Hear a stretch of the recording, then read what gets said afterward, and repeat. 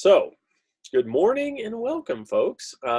This is so the goal of our session today, guys, is this is a scanner group webinar. We're going to talk specifically about scanner related stuff, scanner strategies, kind of the state of the scanner trade, if you will, all of that good stuff. So. We try to do these every 4 to 6 weeks, give or take. I try to do them every month, but sometimes they get dragged out a little bit.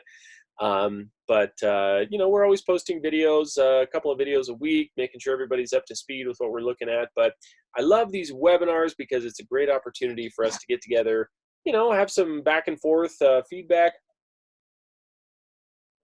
and get a chance to, make sure everyone's questions are answered and that everyone understands the strategy and everything that we're doing with the scanner group, the scanner, the whole methodology and all the other words that end in ology.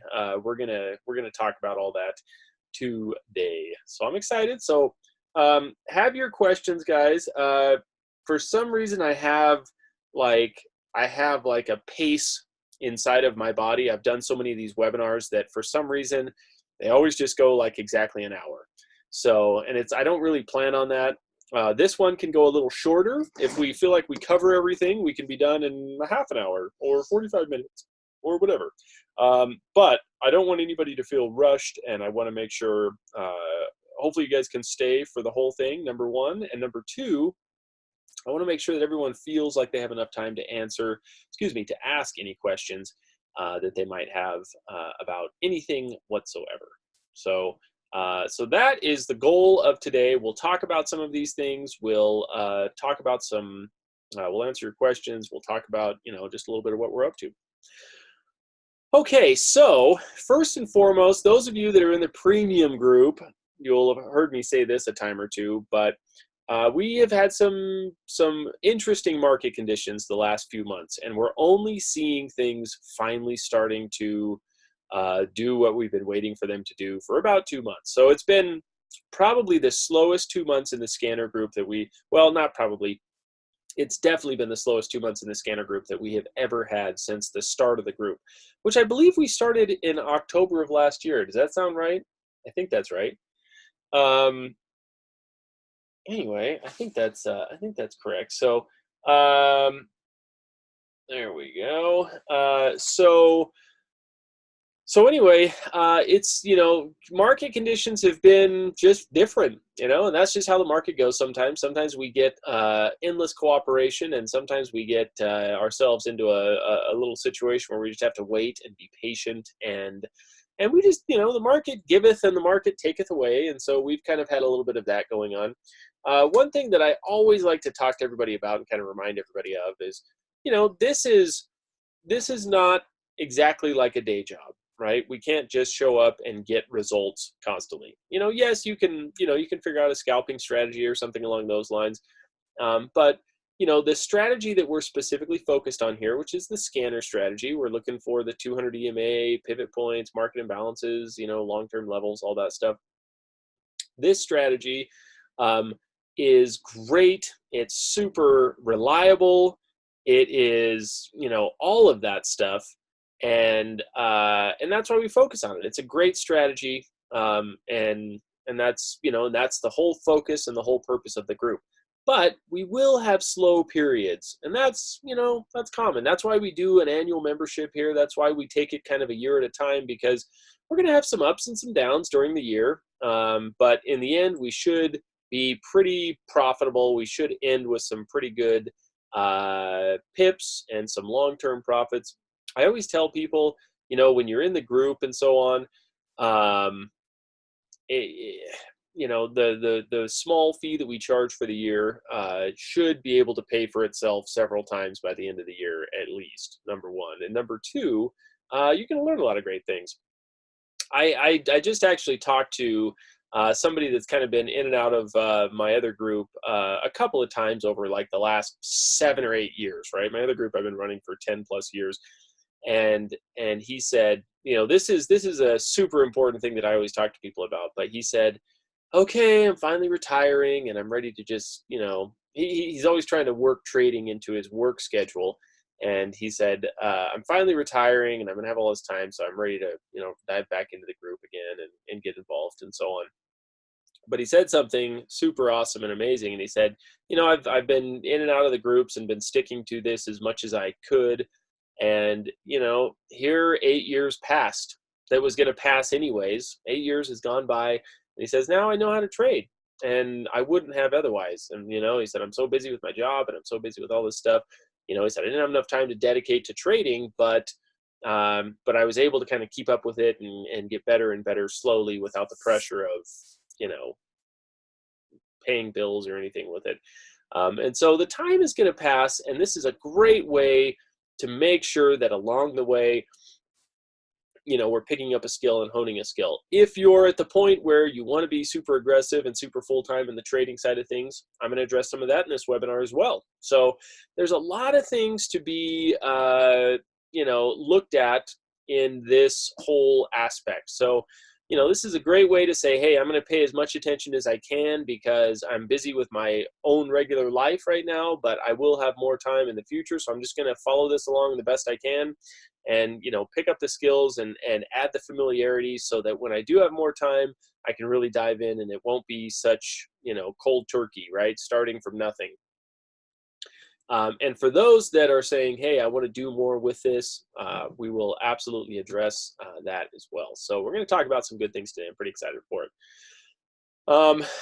Let's see here. Yes, Vlad. Yeah. It was, I think you joined maybe 2 months ago or so, sometime in August, July, August, somewhere in there. And yeah, August, September were real slow months for scanner setups. Now, we've always had a couple of positions open and running, but those were very, very slow for adding new positions for sure. So yes, you're absolutely right. It was a slow kind of get go there. Nate, Jared, you need to take a victory lap on this latest dollar weakness. Yeah. Thanks, Nate. Thanks. Yeah, we had a good run on the dollar for sure. We have been looking for, talking about dollar weakness for a while, and we finally got some. Which was just so great. So, and speaking of that, so while we're on the webinar, we'll talk about a couple of trades here for a moment. Number one, we have. We got into this week, I think. Was it this week or was it maybe the end of last week that we got this additional entry on the New Zealand dollar? Mel, that's a good question, and that's definitely a topic we're going to cover today for sure. Thanks for asking that. And guys, questions, comments, things you want to discuss, just type them in and I'll get to them. Actually, I'd love that. Think of whatever question you have had that's kind of been, in the back of your head or something you want to cover. Type it in. I will get to as many questions. I will get to all the questions.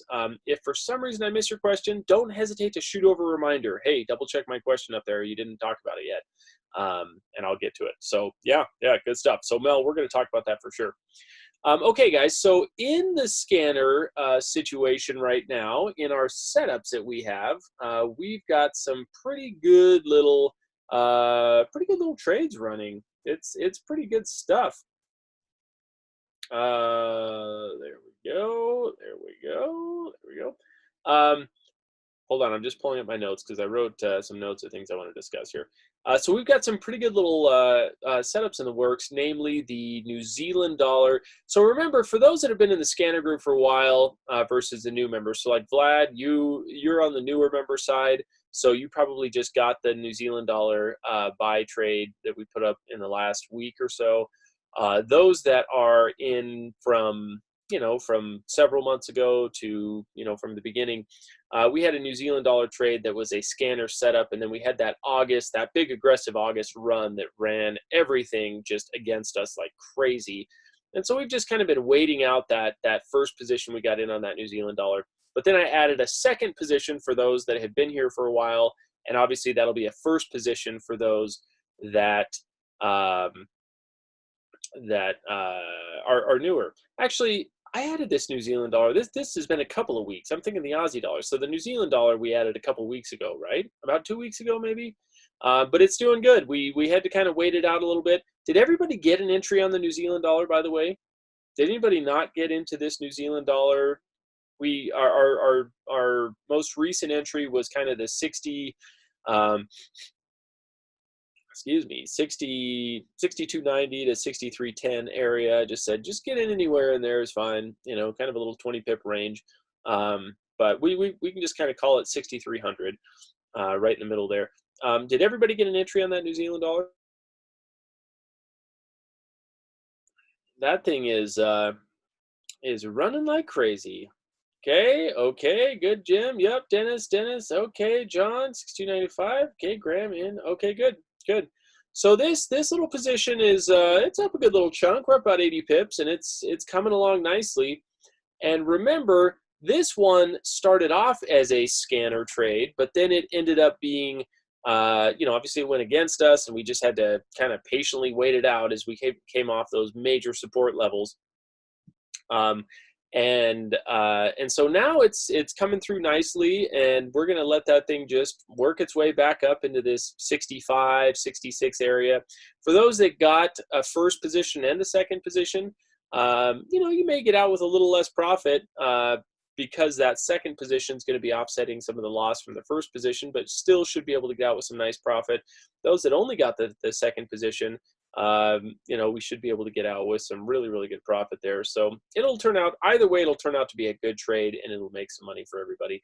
But obviously our second position, there was no valid scanner set up at that point. We were more just offsetting and scaling into our position, which is always something we want to do, guys. We're always going to scale into our position. So always remember, very important part of this whole scanner idea is to start small, right? We're always starting small, and we're adding another position, and adding another position. So super, super important to do. And on that note, with the New Zealand dollar, good, Mel, good. With the New Zealand dollar here, I think we're going to have an opportunity to probably add another position here. This New Zealand dollar setup right here has, I've kind of talked about this stuff right here. It's got some good areas for some potential pullback. So we have this nice little market imbalance right here.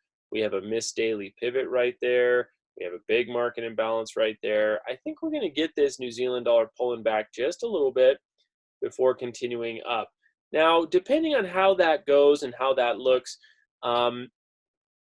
we will, probably lock in a little bit of profit on this New Zealand dollar trade, right? So if it does pull back a bunch, we can make a little bit of money and then get back in, hopefully at the same or better price. But I think we have a pretty darn good entry on this thing. The market imbalance down here is at 62, we can just call it 6,300. It's about 62.98. And that's where our entry is in the first place. So, we may not lock in profit. I don't know if I see it going too much lower than this area. Excuse me. So we might just leave it because the long-term picture of the New Zealand dollar is it's just so great. I mean, it just doesn't get too much better than that. We're coming off 10-year support, bottom of a falling wedge. Just, it's a great place to be long New Zealand dollar, US dollar. So as Nate said, it's victory lap time for sure. Let's ride this thing out like crazy. So that's our New Zealand dollar trade. And Vlad, I'll definitely get to that question. That's a good question. So guys, for those that are in this once or twice, I think that I'm happy to take an additional entry. If we just get this retesting the backside of, this trend line, of this kind of breakout zone, which would be very common, to get it retest that, 63, 20, 30 area and then continue higher, we'll be looking to add another position there. Even though it's pretty close to where we got in the first place, I think that's a good spot to be doing something on New Zealand dollar. So we're going to be watching this very closely and adding a second for some and a third for others position, because we want to make sure that by the time we get up to those, to that 65, 6,600 area, that we're just in all kinds of good profit. So that's a good thing to make sure of. So on that note, just remember, guys, first entry, oh man, my writing here is sketchy. that one is going to be small, right? Our second entry, oh, hold on here. I always have to tell my kids when they're writing, the D has the belly and the B has the, I don't know, whatever we say. The second entry is going to be a little bit bigger, right? So first one, we're going to start small. Second one, we're going to add to it a good little bit and try to get in a little bit bigger. But we always want to make sure we're leaving space. One of the other group members asked me, he said, what do we do with the rest of our account that is sitting unused, right? And, obviously we're going to have some slow times of the year. That's just part of the, that's part of the game. But we want to make sure that our unused account, probably half of the time, a chunk of our account's going to go unused, but that's okay because we know that we make most of the money trading in the least amount of time, right? Every day that we show up and trade, 12 months a year, we're really going to make the majority of our money in probably a 3 to 4 month period. And the other, 8 or 9 months is where we kind of, is where we have a little bit of,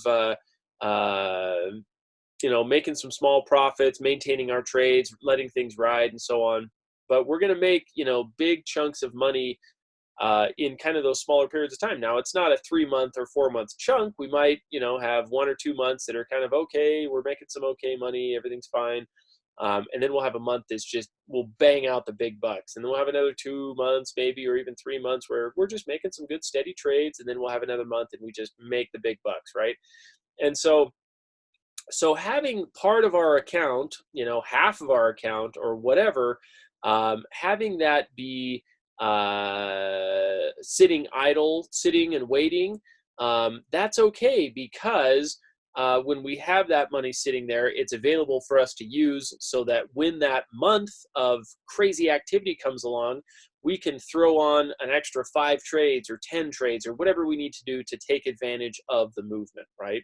So if you've ever had that thought like, my money's sitting and it's kind of unused in some of this stuff, that's okay. We want to have that, so to speak, you want to have the money in the bank. You want to have yourself in a situation where you're ready for when the big movement happens, right?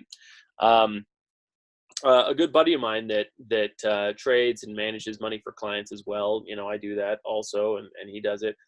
And he said, I made 90% of all of my money for the entire year on one currency pair, just, adding and taking away trades from one currency pair.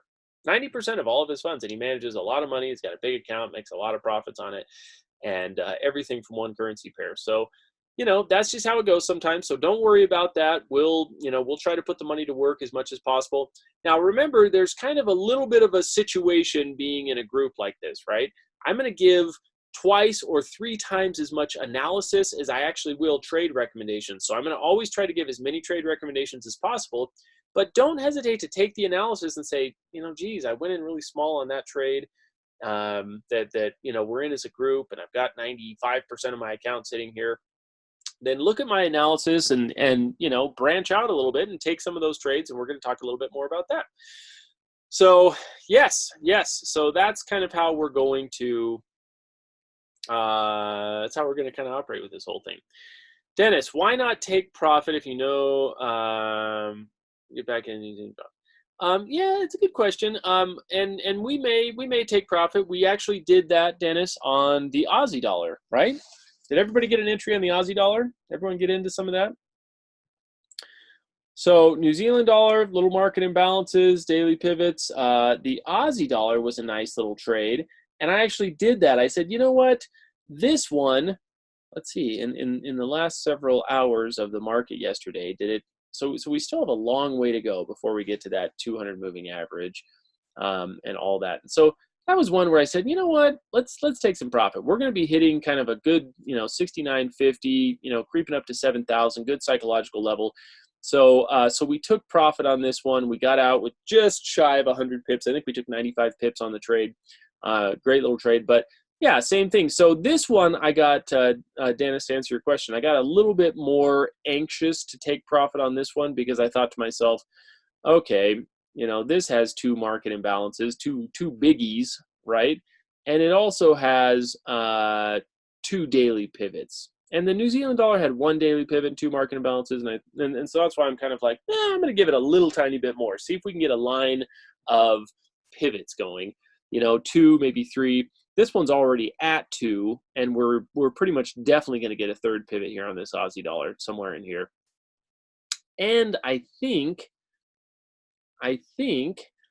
that we're going to also get a bit of a bar count on the Aussie dollar. So as we get to some of the smaller time frames, there we go. Aussie dollar is already coming up to almost 200 bars on the 15-minute chart, and the 5-minute should be looking really. Is it only at 2? Why not? There we go, 50. Okay, so we're starting to get some bar counts on that one, and we're going to watch the New Zealand dollar in just the same way, right? You know, small bar count on that New Zealand dollar chart. You know, same deal, kind of on the 15-minute, and then the 1 hour is still kind of, or excuse me, the 30-minute is still kind of, you know, working its way up there. But yes, that's how we're going to kind of manage some of these entries and some of these trades, right? We're going to say, okay, multiple missed pivots, market imbalances. We haven't hit our target yet. Let's get out. Let's take profit, and then let's buy back in on the dip. We were definitely, you know, we've been preaching and screaming about getting some dollar weakness, and so we had some good trades here. The New Zealand, or the Aussie dollar, was great. New Zealand dollar looks awesome.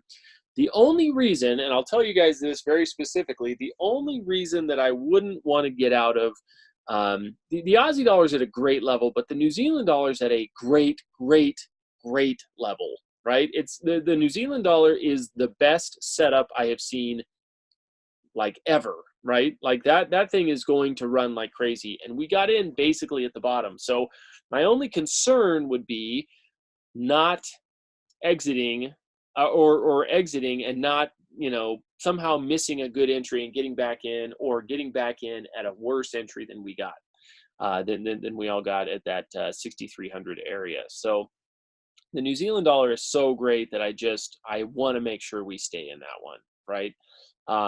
It is, or that I want to make sure that we get a good ride on it. But we, you know, if we end up with 3 missed pivots and you know, and some short-term bar counts and so on, that can be a good sign to just say, hey, let's jump out, take whatever profit we have and get back in on a dip.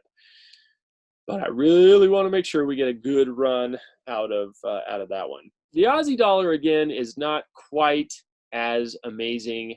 I mean, it's a really good setup. That's a nice double, you know, I mean, quadruple bottom, I guess you could say, and that's a nice channel and so on. But it's not, you know, New Zealand dollar sitting at these 10-year support levels, and the Aussie dollar kind of, you know, it pushed through here and it bottomed out pretty nicely here, and then it's got this guy down here at kind of the 6,000 area. And so I'm kind of thinking, okay, is this holding? Is this not holding? So I like that the Aussie dollar enough to obviously put a trade on, and we made some good money on it, but it's not nearly as clean of a setup as New Zealand dollar. Okay, that's my spiel, right, on these two guys here. But I want to make sure, guys, I really want to make sure that we are so clearly able to kind of follow the strategy and understand the things that we should be doing. So let's talk about how we can kind of manage all this stuff, right? For those that want to be a little more active and so on, and do a little bit more, remember the scanner setups have been super limited. We haven't taken a 5, 15, 30-minute or 1 hour trade. Yeah, or 1 hour trade in a record amount of time, right? Can you guys back me up on this? I'm trying to think here, but I don't think that we have had anything less than a 4 hour. The Aussie dollar is a daily chart scanner setup. It's a daily 200 EMA setup. And so, you know, I don't usually take trades on the daily chart with the scanner, right? With the 200 EMA. It's super duper rare because we're so occupied with 1 hour, 30-minute, 15-minute, 5-minute trades that we just don't even worry about the daily. We don't even hardly worry about the 4 hour. But earlier we got in on the New Zealand CAD. We made some pretty good money. I think how many times do we trade New Zealand CAD? Just once or twice? I know we traded at least once in the last little recent while, and we made some good money on it. I think we made maybe 80 or 90 pips on that, or 100 pips, something in there. But that was the New Zealand CAD was a 4-hour chart scanner setup. The Aussie dollar is a daily chart scanner setup. I mean, give me a break. We don't have to. We don't usually have to look at these long-term charts because we can get so many great setups out of the 5-minute, 15-minute, 30-minute, and and occasionally the 1 hour. Now we've been totally on the 4-hour daily, and even 1-hour scanner setups because there just has not been. I mean, to just give you a little state of the market, we haven't had enough days in one direction to get a setup. Right. So for example, I posted, I think earlier this week or late last week, just in the last several days, I posted that we had some 15-minute charts that were starting to line up. Right. We had the Aussie New Zealand that was giving us a 15-minute bar count back here. Right. We had a big aggressive move down, but I was thinking, holy smokes, we finally have a 15-minute trade. And it was, I think I posted right through here. We were at 250-ish or so. And I thought, wow, we might get a setup here. We might get a setup. And then, then it came crashing down and hit the 200 EMA at, 275, right? So on the 15-minute chart and on the 30-minute chart, we're looking for 400 bars, 400 candlesticks. Now, to do the math for you really quick, a 15-minute chart takes us about 4 days of a currency pair running in one direction. 4 days, right? Because we print about 96 candles every 24 hours. Is my mouth, not mouth, but is my math right on that? So I think I'll double check there, but it takes about 4 days for a 15-minute trade to set up, start to finish, right? 4 days, and then we're at that 400 bar count, and we're starting to find some great little trades. We have not had a 15-minute setup in months. The market has not run in one direction for 4 days. Can you believe that? We have 2 days, 1 or 2 days up, 1 or 2 days down, 1 or 2 days up, 1 or 2 days down. We haven't had a solid 4 days in over 2 months. So that's just kind of the state of the market. It's totally range bound. It's totally gnarly. It's just totally terrible. And so that's why we've kind of leaned on some of those longer term setups because they're good. Hey, there's plenty of money to be made there. That's fine. It's just there's fewer of them and they're slower to play out, right? But with all this breaking out and with all this movement that we're starting to see happen, we are going to get back to 5-minute, 15-minute, 30-minute setups, and they're going to be great. Okay, thanks, Jim. Yeah, New Zealand CAD 2 entries closed in profit. Good. Okay. So does that make sense, guys? Does that kind of help explain, why it's been a little bit of a slow, slower run here? So 4 days for a 15-minute chart to set up, and we have not had 4 days of a single direction on anything in months, which is ridiculous. That's not common at all. But if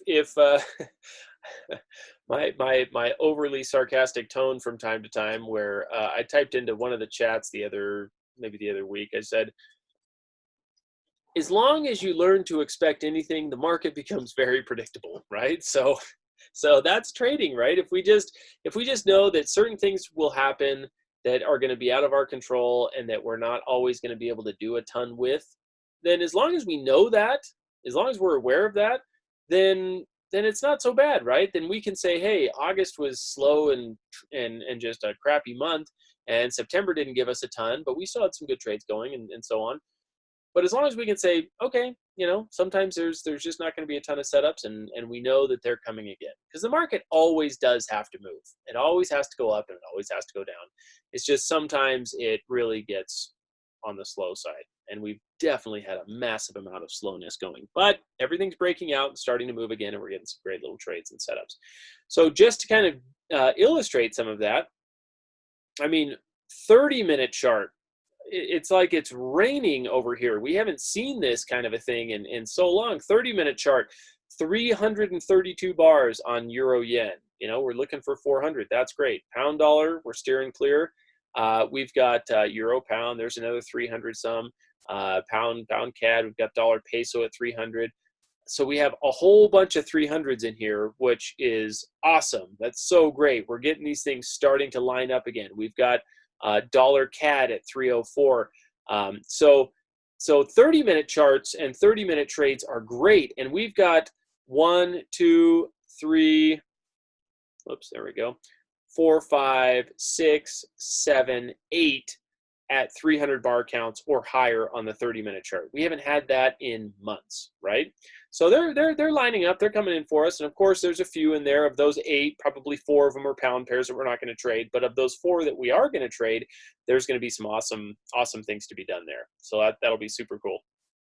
15-minute chart, you know, again, 1, 2. So we have 2 that are over 300. We have plenty that are over 200, right, on the 15-minute chart. And then we've got, you know, some high 100s in there. And remember, the 15-minute chart doesn't take that long to get to that bar count that we want to see. Remember, just as kind of a little update on how the scanner software works, if I look at the euro dollar and I say, okay, this is at a 225 bar count on the 15-minute chart, I want to get it to 400. That's my targeted bars. Just a little reminder, get it to 400. How many bars to go before we get to 400? 175. How long is that? About 43 hours. So, you know, about 2 days, right? We got about 2 days to get that where we need it to be. We need the euro just to keep running in a direction for another 2 days, and then we're going to have ourselves a great little 15-minute trade that we can trade the holy smokes out of, right? Euro yen, this one's only got 85 bars left. How long to get there? 21 hours, right? So that's just, you know, this time tomorrow kind of a thing, if the market were open, obviously. Swiss yen, same thing, about 21 hours. So this kind of gives you a little bit of a look at how long it's going to take some of these guys to set up and give us what we need. And also a look at the fact that we haven't had high bar counts on the 15-minute or 30-minute charts in months. And now we've got them just everywhere, which is awesome. The 5-minute chart, on the other hand, can set up very quickly, but we've had hardly any 5-minute chart setups as well, which is absolutely insane, right? We've had a few 5-minute setups that I've definitely looked at, but by the time they get to a good enough bar count and everything looks good enough, they're only 5 or 10 pips from the moving average, and so I just kind of skip on those. So we haven't done a lot of 5-minute setups in a while because they just haven't been good setups, right? We haven't had anything really extended. So keep in mind, on the 5-minute chart, we're looking for 250 bars. You can see euro dollar, for example, is at 152. And it's saying we want to get to 250. How long is that going to take? 8 hours, right? Dollar yen is at 115. How much longer? 11 hours. Like, you know, some of these really short bar counts. I'm looking at Aussie dollar, 54 bars. So I got 196 to go. It's only 16 hours to go. So on the 5-minute chart, you know, again, because we haven't had anything more than about, you know, a day and a half or 2 days at the most of some sort of direction. We haven't had enough to get a 15-minute chart set up in months, and we've barely had enough to even get to the high enough bar count on the 5-minute chart. And by the time we get to a high enough bar count, we're just a handful of pips away from the moving average, so it's not even worth taking the trade. But now things are breaking out, things are starting to move, and we're going to get a slew of 5-minute chart setups, and we're going to get a massive amount of 15 to 30-minute chart setups as well. And those are going to be super good. So it's just, you know, it's just a little bit of a waiting game and a little bit of, you know, being patient and letting these things kind of set up. Now, let me double check my notes. Does anybody have any questions, any comments? Let me answer a couple of questions real quick here.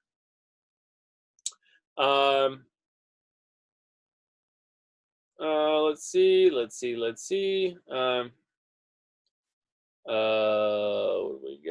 What do we got? Okay, there we go. I'm just double checking some of my questions. Okay, so I want to answer some of your guys' questions there.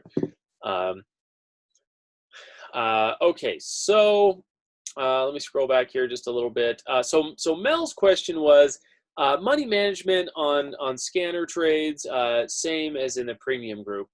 Mel, that's the next topic I'm going to go into right now, and that's a really, really good one. So we're going to talk about that right now. Vlad, do I have a favorite currency pair? Vlad, I really like low volatility pairs when it comes to trading the scanner setups. And low volatility pairs typically have been, although we've had a bit of extra volatility in these lately, but low volatility pairs are things like Aussie New Zealand, New Zealand CAD, Aussie CAD, New Zealand Swiss, Aussie Swiss. You know, those are some examples of some lower volatility pairs. And the reason we like those is because they don't run away so much without us typically. But remember, the Swiss franc pairs will react a lot to actual volatility in the market and stock markets, and you know, the fear index. If you see the VIX go up a lot, you'll see a lot of strength in the Swiss franc, and so it's been more volatile lately. But those are typically some of my favorite pairs because they're just easy to trade. They don't really just, you know, run away without us, so to speak. So very good question. Very good question. Okay, other questions here, guys, because I'm going to move on to Mel's question, and I want to make sure that this is a really important point that Mel is making. So ask your questions, and we're going to dive into the next little chunk here. Just curious, apart from almighty chair, Vlad, yeah, that is a good question. We do have a lot of full-time traders. There's about this webinar is attended by about a fifth of the members of the scanner group. So we have plenty of full-time traders between this group and the other group. So yeah, there's lots of full-time traders. So people do make a living at it. They absolutely do. But it is a little bit of it's a little bit of a patience game, and it's a, you know, building up the cushion and getting, you know, getting the right experience and getting the right risk under control. And then yeah, it's not too hard to make some good money at this, for sure. Okay, so guys, let's go into Mel's question, which is, you know, money management. So Mel, you're asking, you know, is money management same here as premium group? It's a good question, but let's just talk about the money management for this group and how that's going to play out. So as we talked about, guys, we're always scaling into positions, right? If we get into a 15-minute trade, we're expecting two entries. We're just pretty much always expecting 2 entries. The only one that we're not always expecting 2 entries out of is the 5-minute chart. Now, it's always good to be prepared for a second entry, but we don't always look for a second entry as much on the 5-minute chart. So, you know, 5-minute charts can be as profitable or as, you know, careful as you want them to be. If you get into a 5-minute trade and you say, hey, I just would rather, you know, play it safe and always have room for a second entry, which is what I recommend, then, you know, if you only get 1 entry, which is probably half of the time on a 5-minute chart, or maybe even 3/4 of the time you only get 1 entry, then you're not going to make a ton of money on the trade, right? But it's always profit, and profit is always good. We always want to be chipping away at that. So our money management on a 5-minute setup is going to be, you know, we're getting in with 1 entry, and we're kind of expecting 1 entry, but we're, you know, we're always trying to at least plan for a second entry. 15-minute charts, we're always looking for 2 entries. So that means we're starting a bit smaller and we're planning on the trade going against us. On a 15-minute chart, it's not uncommon to have the trade go against us about 50 pips. That's pretty common, and we kind of want that to happen. That's how we keep our anxiety levels low in the groups, is that we want trades to go against us. That's the goal, because if a trade goes against us, we have that much better opportunity of making, you know, bigger money and just really, you know, improving the entry and improving the trade. And then anything, of course, higher than that, we're expecting 2 to 3 entries. 30-minute chart, absolutely 2 entries, and even room for a third. 1-hour chart, you know, 2 to 3 entries, and then, you know, 4-hour daily, for sure 2 to 3 entries. So we're always going to start, you know, small, and we're always basically planning on a second entry. The larger the time frame gets, we might get a third entry in there as well. So it will depend a little bit on the setup, but as long as you kind of know that that's the context, that will, you know, be helpful. But sometimes we'll have a really, really good setup that's in just a really, really great spot, and we'll say, hey, this is going to be a even possibly a one entry trade, and let's get in a little bit bigger. Or this is got a great zone that we want to enter at, so we're going to place our entries 100 pips apart, and we're going to start small, and we're going to add significantly larger for that second entry.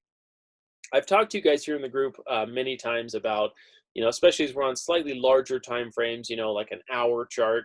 Larger time frames, I mean, for scanner type setups. If we're on an hour chart, or especially 4-hour or a daily chart even, there's the flexibility of starting pretty small on a trade and then adding, on quite a bit larger second position, like 5 to 10 times larger on the second position. So just know that that's something you can kind of work with a little bit. Again, shorter time frames, we don't expect them to go against us as much, but they still can, so it's always good to be prepared. Longer time frames, we do expect things to potentially go against us a little bit more. So kind of work with your trade size, but know that our template is always a significantly smaller first size than second size. So if you have a decent size account, it doesn't mean you have to trade your first entry at 10 cents a pip. Your first entry can be $5 a pip or $10 a pip, and your second entry may be 5 standard lots, kind of a thing, right? So just know that that's kind of how we're managing these entries. So along with that, while we're waiting for some of these bigger setups, and while we're doing some of these bigger things, even if you're in the US, those outside of the US can trade both directions, right? You can hedge, so to speak.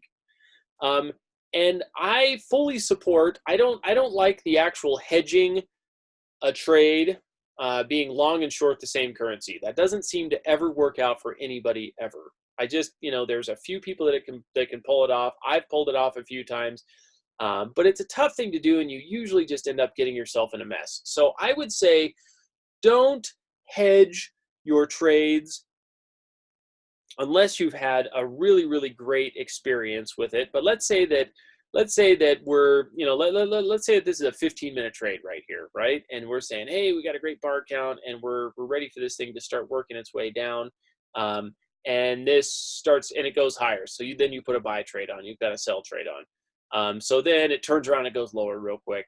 And now you're, any profit that you'd be making on that buy trade for that 15-minute chart setup, for example, is now getting eaten up in your hedge. So just don't hedge. It's not, unless you really, really know how to do it, it's not a good thing to do. But for those that are outside of the US that can trade in both directions, that can be a good thing if you're doing it with the purpose of, let's say we're looking for a 15-minute trade right here, right? And we're saying, well, I'm gonna scale in. Here's my first entry right here, and then we see this thing do something like this, right? It pops up, and then it consolidates a little bit, and so now your trade's 30 or 40 pips underwater, right? Which is what we expect when we're scaling in. We're saying, hey, go against us a little bit, and you see that this is a pretty textbook bull flag, right? And you say, well, I'm actually going to throw a little trade on if this breaks out, and it breaks out and runs another 20 pips, right? So it goes against us 50 pips, we'll just say. And you can take that extra trade right there and grab a little 20 pip trade while you're sitting on this sell trade that's in drawdown, right?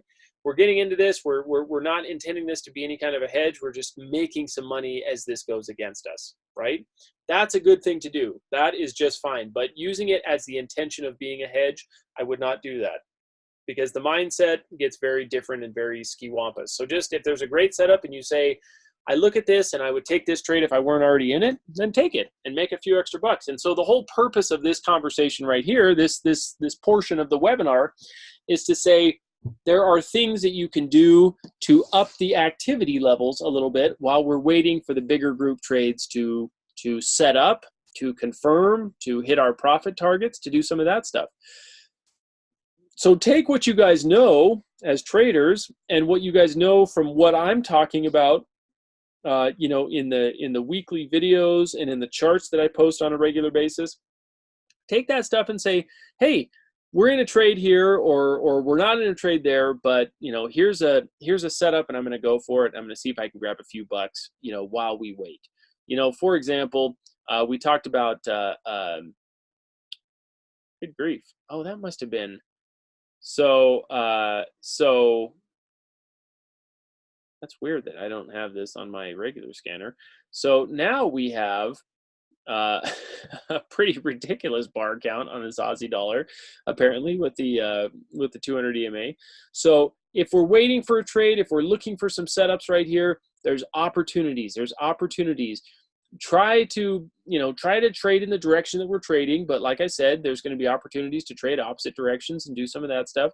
And there's short-term trades that you can do that kind of fall within the parameters of the analysis that I am producing on a daily basis.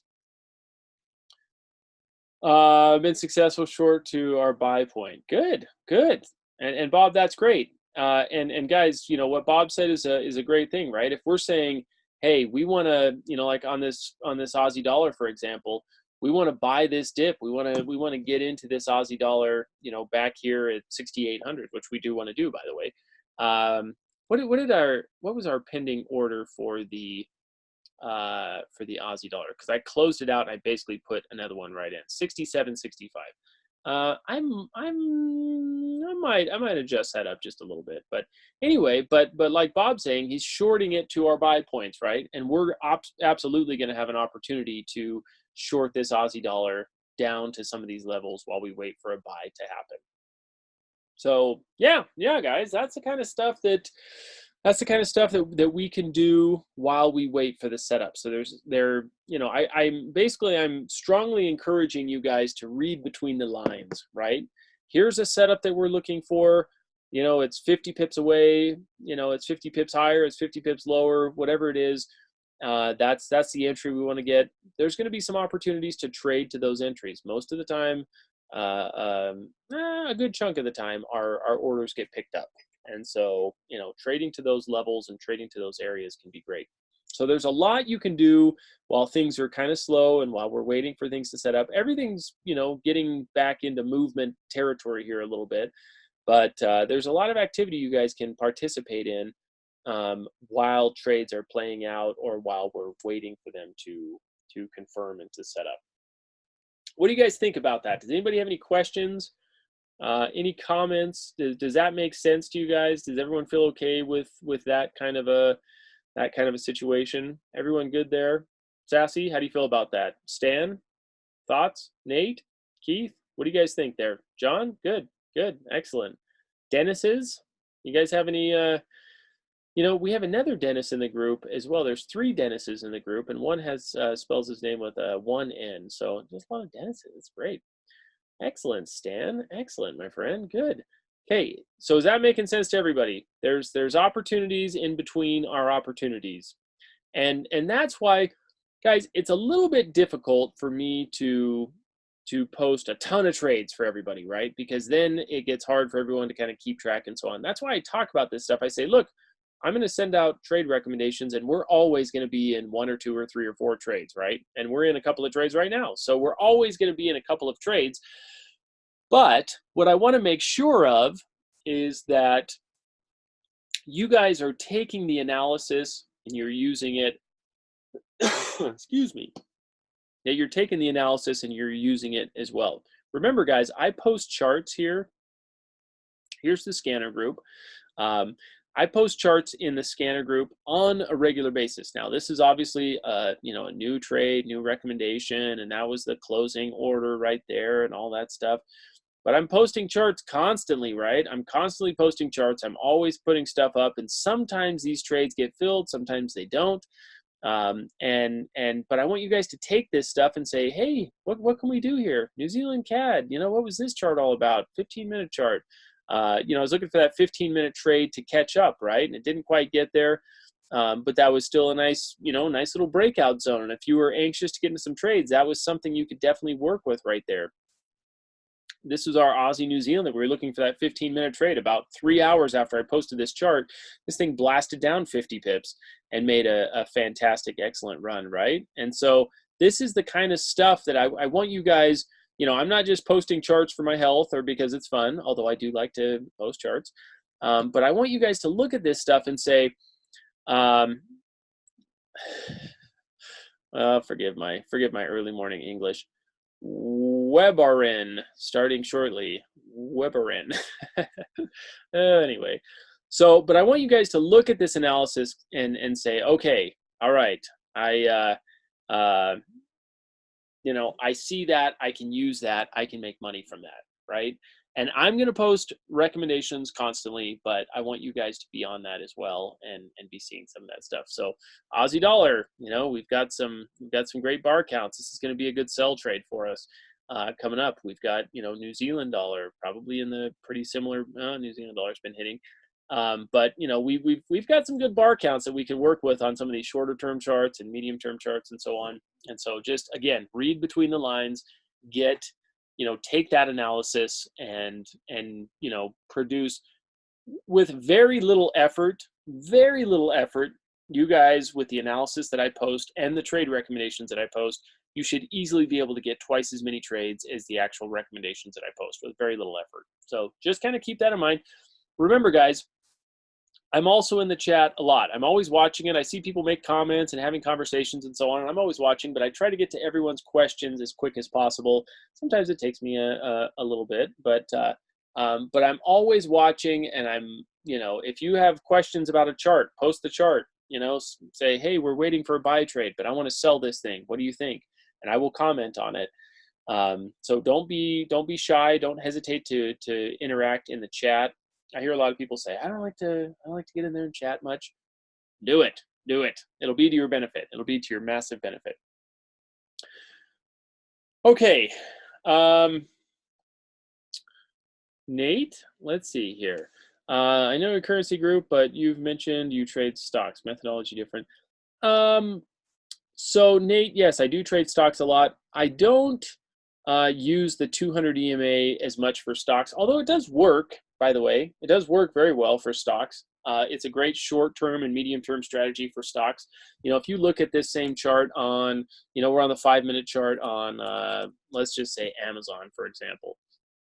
I haven't done all the research as far as what the numbers need to be. I've done it on the currency pairs.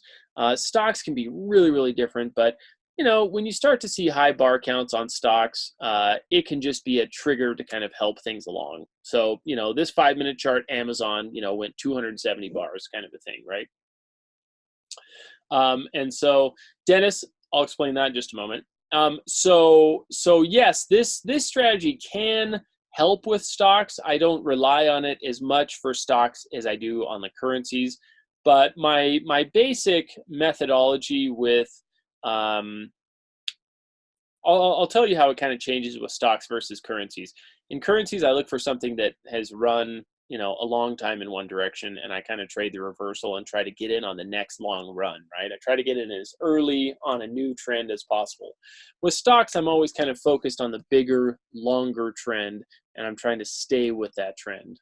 And I'm trying to kind of trade patterns and trade details and that kind of stuff. Amazon's got a big upward movement. I'm trying to buy dips and stay bullish on Amazon, even though we've had a massive failure at the $2,000 mark right there and a huge double top. But, yes, I am trying to kind of, look at a lot of the same things that I do in currencies, but there are some differences. There's definitely some differences. But, yeah, you can look at those bar counts. You can look at that kind of stuff and say, this has not touched a 200 moving average in, forever. It's going to have to come back and touch it at some point. So, yep, you definitely can.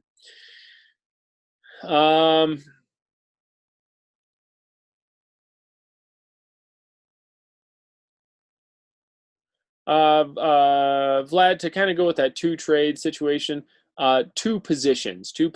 So it's always be prepared for 2 positions.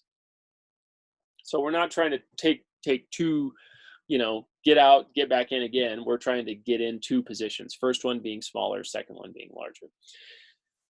Dennis, the reason you're getting a scanner setup that on the 5-minute chart that's showing 52 bars is because the scanner is actually set up on the 1 and 5-minute charts only to look at the 144 EMA as opposed to the 200. So most of the time, those numbers are going to be the same, but sometimes they'll change just a little bit.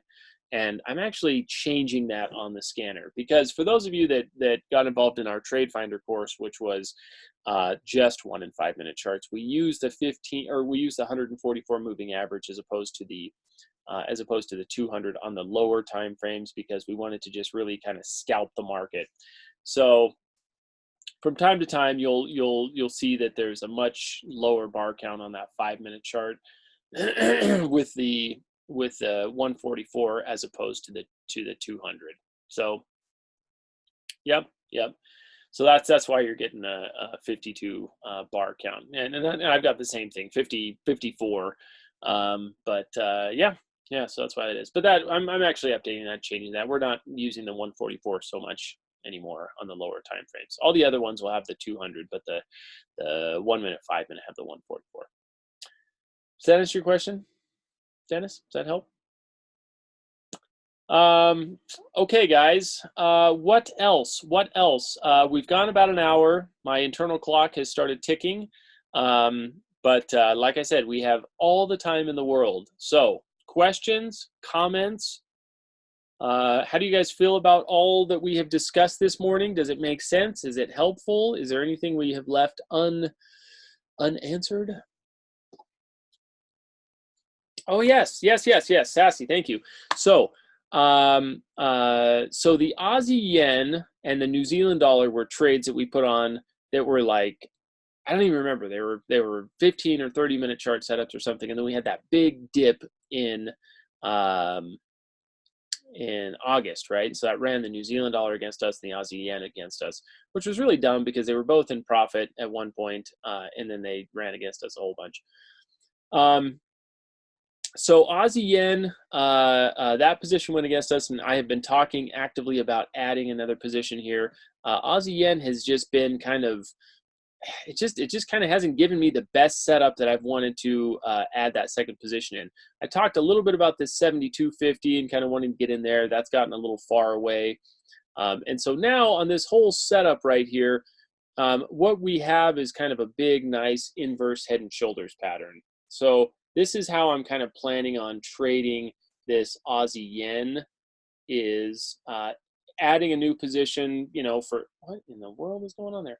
Adding a new position for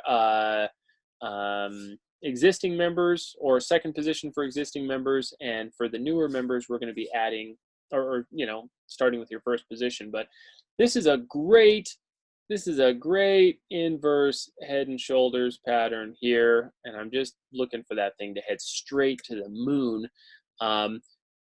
But as it comes up to some of this resistance right here, you can see that there's definitely kind of a level running through here. And as it kind of comes up to that, I'm expecting this to probably bounce down just a little bit, right? And so that's where I think we're going to get that opportunity. And we're probably, I haven't looked at this on the other charts yet, but we're getting to some, you know, some bar counts here. We've got 200 plus on the 15-minute chart. And the 5 minute chart may have something. Oh, 5 minute charts hit a bunch of times. But so I'm just kind of watching those. I'm just looking for a good, reasonable pullback. We've got 2 missed daily pivots and so on. So I want to get this thing back down, probably at least 100 pips lower than where it currently is, and then we'll start buying into that. So Aussie yen looks great. It looks awesome, and we're going to get an entry. But I wanted to make sure that this big level right here, kind of like what our New Zealand dollar was, I want to make sure that that big level is going to hold, right? And so far it has been, so that's great. And we're just right at that big, you know, 10-year, if you look at it in kind of this perspective, this 10-year level, you know, where do I expect the Aussie yen to kind of work its way back up into? Probably the 90 level. So this is so worth holding on to for long periods of time, right? And we're not going to hold on to it that long, but I think this Aussie yen is going to be a really, really good trade, worth at least a couple hundred pips. So we've had to kind of sit in some drawdown. We're going to get another position in on this one, but it should be a great trade to just ride up into some of those big areas. So Aussie yen's coming. Aussie yen's coming. Does that make sense? That answer your question, Sassy? Good one. Definitely a good one. Stan, going to start trading pound pairs once again once this Brexit gets sorted out? Yes, but very cautiously. Pound pairs, I love pound pairs. I've made so much money trading pound pairs. I've had my biggest trade on pound pairs, so I'm a huge fan of pound pairs. However, um, Brexit is going to get sorted out one way or another, and then there's going to be aftershocks like crazy, right? And so I want to see how the deal goes. I want to see how the transition goes. I'm absolutely not going to be aggressive at jumping back into trading pound pairs, but we will start trading them again eventually. We definitely will start trading them again eventually. But it's been, the pound pairs have just been a mess. They've moved a lot, but the movement's been very, very unpredictable, very kind of just sporadic and due to a lot of different news and all that stuff. So we will trade pound pairs again. We'll cautiously kind of ease our way back into those for sure. Yep, absolutely, Stan. Dorothy, in the beginning of each month, can you list the active trades? Then we don't have to search. Yeah, Dorothy. Yep, that's a great request. I'll definitely do that. And I had my assistant working on updating a trade sheet, so you could just go and see that in the website. And I've just been terrible about that. So yeah, I absolutely will for sure. That's a great request. Okay, what else, guys? What else? Anything else? Questions, comments? Does that help? Does everybody feel satisfied? John, off topic, what's the worst thing about being a full-time trader? The worst thing about being a full-time trader. The worst thing is nothing. Being a full-time trader is awesome. I love it. But honestly, the worst thing about it is, just like what we've seen, right? Sometimes the market just doesn't give us what we need to get, and sometimes you can stress on, am I making enough money this month and next month and that kind of stuff. So, that's why to be a full-time trader, you have to have a pretty good cushion built up. But that's pretty much it. I mean, it could be stressful. It can be, it can be a little intense at times, but being a full-time trader is awesome. Everything else is great. I travel around. I go wherever I want. I get to be home and around my kids and family, and it's all really good. But I do, I'll be honest, I do get emotional about trades. I do get frustrated. I do get, stressed out sometimes. But I mean, what job doesn't have that? So yeah, probably the most frustrating thing is wanting the market to do something, anything, and having it not do that. I think we've just gone through the most frustrating time as traders that we could have in the last, last little while. We've picked up some good trades lately, but August, September were pretty brutal. So that's kind of the biggest frustration you'll probably face as as a trader. It's a good question though. Good question. With my platform, I bet against provider. Is there a platform where you trade FX? Yeah, Vlad. There are some broker options and situations there. Who are you with, Vlad? Who's your broker? Axie. Oh yeah. I'll send you a message when we're done. Guys, there's really only two brokers anybody should be using. If you're trading in the U.S., you should probably be trading with Oanda if you're a U.S. trader. And if you're a U.S. trader and you're trading with anybody else, send me a message. I'll get you set up on Oanda with a good account. If you're trading outside of the U.S., Pepperstone is great. And if you are not with Pepperstone and you're trading outside of the US, send me a message. I will get you set up with those guys. So let's get it going. Send me messages, guys. If you're not with Oanda or Pepperstone, those are the only brokers you should trade with. Literally the only brokers you should trade with. Everyone else is whatever. Patience is the hardest.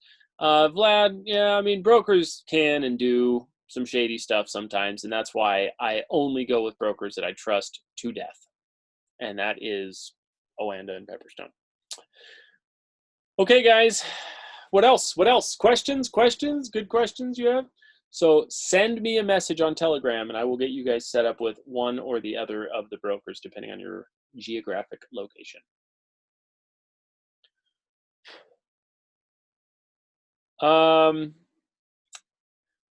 Can I use your BRK? Yes, Vlad. Yep. Send me a message. Yep. Send me a message on Telegram and I'll get you set up with him for sure. Okay, what else, guys? What else? What else? Any other final questions, thoughts, comments? Are we ready to wrap this party up? It's been great being with you guys today and this Saturday. Thanks for taking time out of a Saturday. I'll tell you, Saturdays are sacred for me, and it's hard to. It would be hard for me to attend. I'm always happy to put on a webinar, so I I always appreciate you guys coming and participating and adding your thoughts and your comments. It's all really good stuff. So thank you guys. Thanks for being on. Great to see you all. Have a wonderful, fantastic, excuse me, weekend. Thanks, Jim. Thank you, my friend. Always nice of you to say. Thanks, Stan. That's great of you to say. Thank you. Thank you. Graham, good to see you, my friend. John, thank you. Mel, thanks. Good to see you guys. Jack, Chris, Bob, Dorothy, everybody, Dennis's. Good to see everybody. Take care, guys. We'll attack another week, hopefully with some good trades, some good things coming up, and I'm looking forward to it. So thanks, everybody. Have a wonderful, fantastic, excellent rest of your weekend, and we'll see you guys back here on Monday. I'll have a video update on some of our current trades and some upcoming trades, and we'll take it from there. So thanks, guys. Take care, everybody. Have a great Saturday. We'll see you all.